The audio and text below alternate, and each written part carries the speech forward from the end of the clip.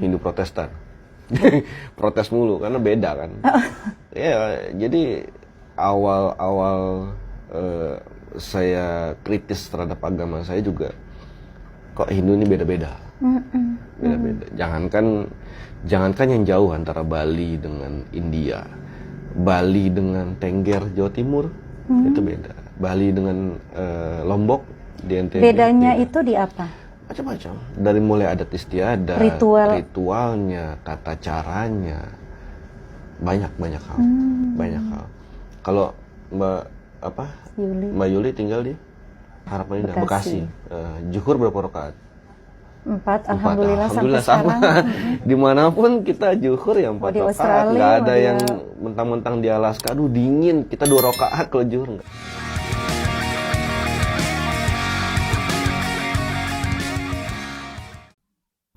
Selamat sore dan jumpa lagi dengan Pak Git.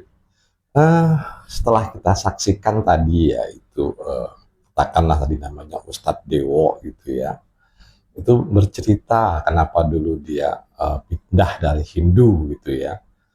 Hindu yang ditanya Hindunya Hindu Protestan katanya, karena Hindunya dia itu protes terus gitu. Kenapa protes ya? Karena Hindu menurut dia jangankan yang India dengan Bali gitu, yang Bali dengan Tengger Jawa Timur pun itu sudah berbeda gitu. Nah ini pendapat Dewo gitu, beda kalau misalnya dengan Islam yang dikatakan tadi sholatnya kalau di Alaska atau apa ya rokaatnya memang sama gitu ya. Nah, ini memang betul apa yang dikatakan tadi. Tapi menurut Pak Git begini ya teman-teman, artinya seseorang itu pindah agama ya, itu silahkan saja, itu hak-hak mereka gitu ya. Tapi nggak usah katakanlah ya menyindir atau menyinggung tentang sesuatu penjelasan yang belum diketahui masalahnya gitu. Nah, penjelasan ini kan yang disebutkan tadi, ketidakberagaman atau berbedaan itu terjadi ya. Ini memang karena akulturasi ya dalam proses sejarahnya seperti itu. Jadi kalau boleh Pak Git ceritakan dengan katakanlah Pak Git bercerita ini masalah masuknya agama Hindu itu dulu bercampur dengan budaya ya. Bercampur dengan budaya Nusantara. Jadi kalau yang di Bali, Hindu Bali itu ya masih asli budayanya Bali gitu loh. Dan yang di Hindu di Tengger di Jawa Timur itu masih budayanya budayanya Tengger Jawa Timur. Kemudian yang di Kalimantan ya Hindu Keharingan ya ini menyatu dengan budaya-budaya setempat gitu. Jadi budayanya tuh nggak bergeser gitu teman-teman. Yang perlu kita ketahui juga sebetulnya penyebaran Islam pun pertama waktu Islam itu berkembang ya. Jadi Islam itu sudah ditengarai ada di Indonesia itu sejak tahun 627 atau abad ke-7 atau kira-kira perpindahan saat dari Ali bin Abu Thalib ke Bani Umayyah. Nah, di sekitar situ Islam itu sudah masuk di orang-orang Persia dan orang-orang Cina itu udah masuk. Jadi orang Persia yang pertama dan orang Cina yang pertama masuk ke Indonesia itu orang-orang Muslim gitu. Tapi nggak bisa berkembang dari abad ke-7 hingga abad ke-15 ya. Itu Islam itu nggak bisa berkembang karena ya mungkin tidak mampu beradaptasi dengan yang namanya budaya gitu ya. Dan Islam ini berkembang cepat itu sekitar 1470 hingga 1520 lah, sekitar segitulah, 40-50 tahun ya. Setelah Wali Songo masuk itu berkembang secara pesat ya. Dalam waktu 40-50 tahun itu ya, yang tadinya 7-8 abad itu di Pulau Jawa nggak bisa berkembang. Nah ini katakanlah dalam waktu 40-50 tahun itu 99%, katakanlah ya seperti itu ya, 90% lah ya gitu. umat di Jawa ini yang tadinya menganut agama-agama lama, termasuk Kapitayan, Hindu dan sebagainya, ini masuk Islam. Ini prosesnya udah Pak Git ceritain sebelumnya gitu, tapi ini Pak Git ambil benang merahnya aja, yang intinya eh, Islam pun sebetulnya masuk, bisa menyebar dan diterima oleh masyarakat terutama di Jawa itu karena pengaruh budaya yang disebarkan oleh Wali Songo. Tidak Islam yang dari Arab sana murni, itu enggak gitu. Makanya salah satu contohnya seperti wayang atau seperti ini teman-temannya, apa, tembang dari Sunan Kalijogo gitu ya, yang seperti ini ya. Cah angon, penek no blimbing kuwi, lunyu-lunyu penek no kanggo tombo toto tiro. Nah, itu maksudnya, jadi dulu nyebarinnya tuh nggak lewat seperti sekarang gitu, dalil-dalil, karena penyebaran lewat dalil Islam pada saat itu ditolak oleh masyarakat Nusantara. Yang nyebarinnya dengan budaya, salah satunya tadi tembang tadi yang judulnya Cahangon, tolong wahai manusia gitu, ceritanya seperti itu ya. Tolong ambilkan buah belimbing. Buah belimbing itu ada di segi 5 gitu ya. Nah, lunyu-lunyu penek no artinya walaupun licin susah itu ambilkan untuk buat menambah apa, tombo dodo diroto, untuk mengobati hati yang luka gitu. Jadi kerjakanlah sholat 5 waktu untuk mengobati hati yang luka supaya hatinya damai. Nah, seperti itu, dan masih banyak lagi tata cara atau pada saat itu seperti selamatan, tahlilan dan segala macam yang beradaptasi dengan agama Islam gitu. Jadi penyebaran Islam pun berhasil di Nusantara itu karena seperti itu, karena menyatu dengan budaya setempat. Bukan berarti dulu waktu awal Islam masuk itu menyebar di Pulau Jawa, disebarin lewat dalil terus diterima oleh masyarakat. Tidak seperti itu konsepnya. Jadi diterima oleh masyarakat Jawa terutama, ya termasuk di Jawa Timur, Jawa Tengah, Jawa Barat, semua itu melewati proses budaya.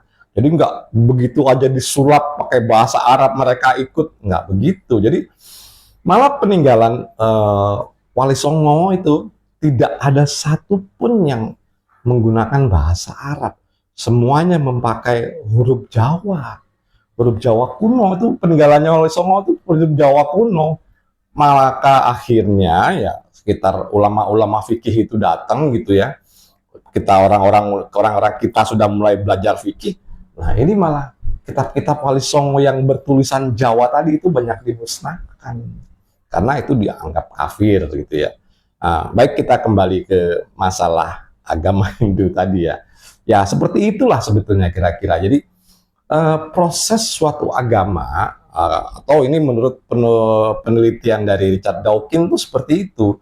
Jadi agama itu menyebar ya, bahwa ini dapat menyebar dan perkuat itu bukan karena kebenarannya, karena kemampuannya menyebar dan kemampuannya beradaptasi pada suatu wilayah. Ya, seperti itu teman-teman.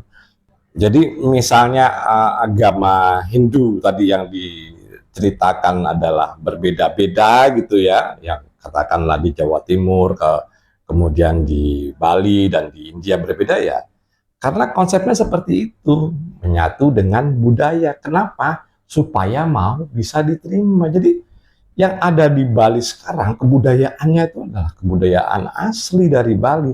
Dan begitu pun yang di Tengger, Jawa Timur itu kebudayaan asli Jawa Timur dari zaman dahulu gitu, yang belum tergeserkan gitu.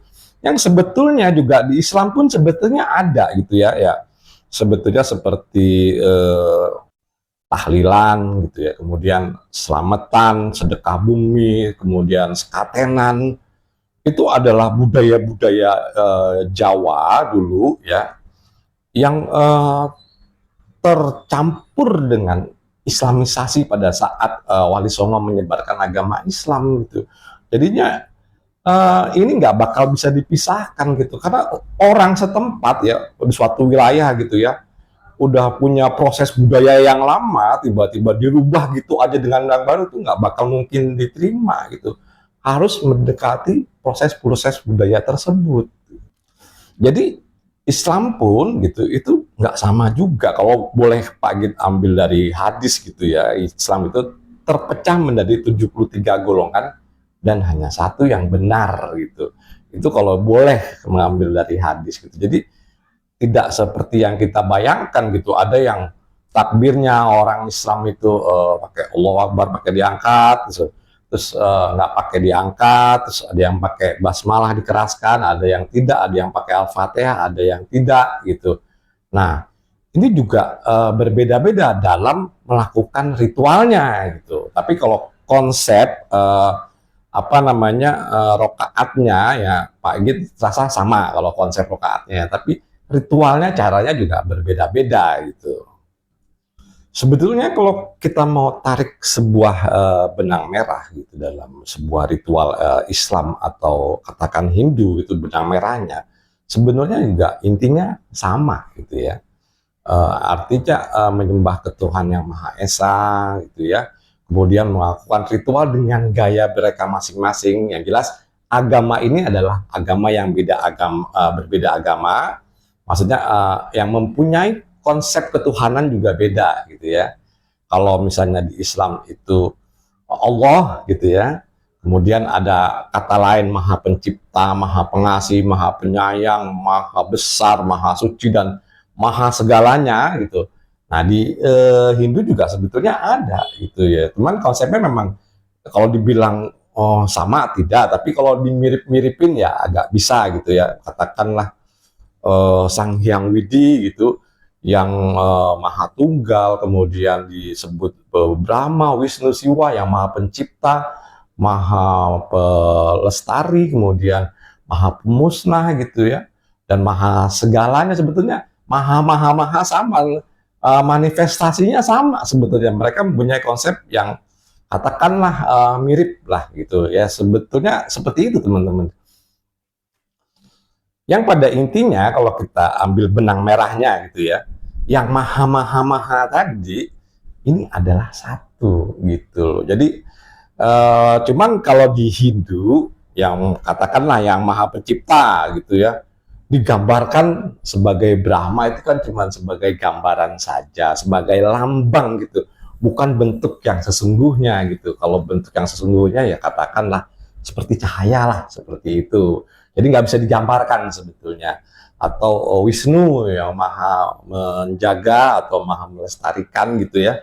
Nah ini sebetulnya cuma sebagai simbol gitu ya. Artinya ini bukan wujud yang sebenarnya yang seperti manusia gitu terus mukanya empat atau segala macam lah dalam bentuknya. Jadi dibentukkan. Kalau Islam memang tidak dibentuk gitu ya. Maksudnya memang tidak boleh ada istilahnya, tidak boleh ada pembentukan, jangankan Tuhannya gitu digambarkan gitu, nabinya saja gitu ini tidak boleh digambarkan seperti itu. Cuman paling boleh tulis dengan kaligrafi seperti itu, seperti Allah, Muhammad, nah, hanya boleh ditulis dengan kaligrafi tapi tidak dalam kondisi virtual ya seperti Hindu ya. Sebetulnya ini hanya masalah konsep gitu.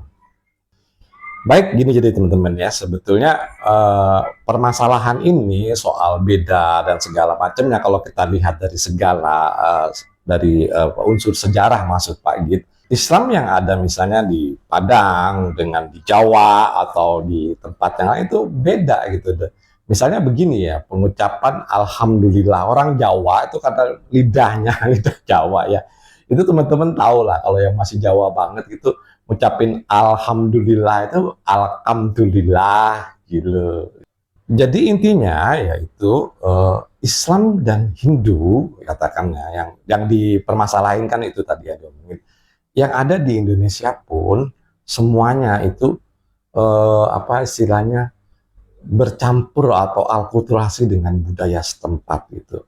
Artinya tidak bisa semena-mena datang terus merubah budaya yang ada, yang sudah terjadi ribuan tahun, sudah ada di nenek moyang kita gitu, dirubah dengan masuk ke sebuah agama, Nah, itu nggak bisa. Hingga saat ini pun ya banyak golongan yang suka membid'ah-bid'ahkan apa namanya gaya-gaya Islam yang masih melakukan selamatan, kemudian yang masih melakukan tahlilan. Ini nggak bisa menggeser ya. Artinya orang-orang yang tidak melakukan selamatan dan tahlilan di Indonesia ini jumlahnya lebih sedikit dibandingkan yang masih Islam melakukan budaya-budaya Nusantara. Menurut Pak Git ini cukup sekian dan terima kasih.